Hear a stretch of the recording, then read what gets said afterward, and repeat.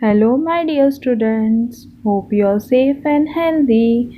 Welcome back to online session of EVS 1, lesson number 21, Management of Community Life.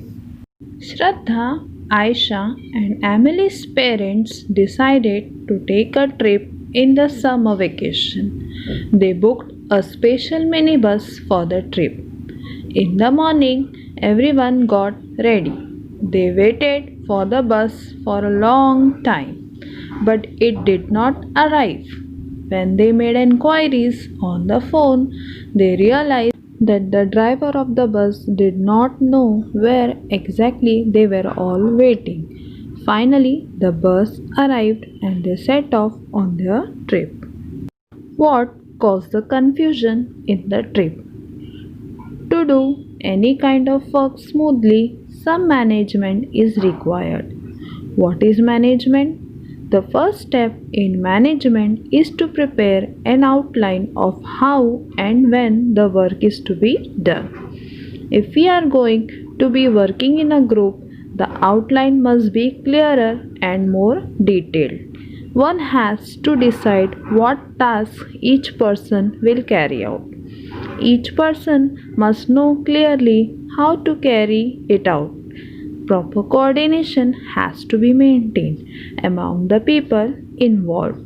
We also need to make sure that each person is doing his/her work properly. An estimate of the amount of money needed for the work needs to be made in advance. If all these things are done properly, the work gets completed smoothly. Even if one person makes a mistake or slacks off on the job, the work does not get completed properly. Some management is required even when guests are invited home for lunch. What dishes will we make for lunch? What ingredients are needed to make them? Do we have all those ingredients at home or will they have to be bought from the market? How will we receive the guest? Parents decide many such details in advance and act on them. If everything is decided properly and carried out as planned, the party will also be a success. If something is left out or if a task is not done, it can spoil the party. If management is necessary even for small functions such as these, how important it must be in running a school, a town, a district, a state, and the country. Do you know? If you manage your studies properly, you learn better. How can you do this? Fix a time for studying every day and follow it strictly. Make a list of things to be studied every week. For example, reading Environmental Studies Part 1, Lesson number 3, or solving sums with fractions. Study the items in your plan. Take enough time to study each subject. Do not avoid studying difficult subjects. In fact, finish studying them first. If you have free time, put it to good use by studying. Fix a particular time for playing, watching TV, and resting. However, remember to spend only that much time for those activities. Can you tell? Has the classroom been cleaned properly? Is there chalk and a duster in the classroom? Is the board clean? Checking these things regularly, writing good thoughts on the board, and maintaining discipline in the classroom is the responsibility of class representatives. Similarly, to make sure that the school is run smoothly, a school management committee is formed. The school management committee consists of parents, teachers, local experts, and student representatives. The committee tries to understand the difficulties of parents, students, and teachers. It gives guidance so as to solve these difficulties. It prepares and recommends a school development plan.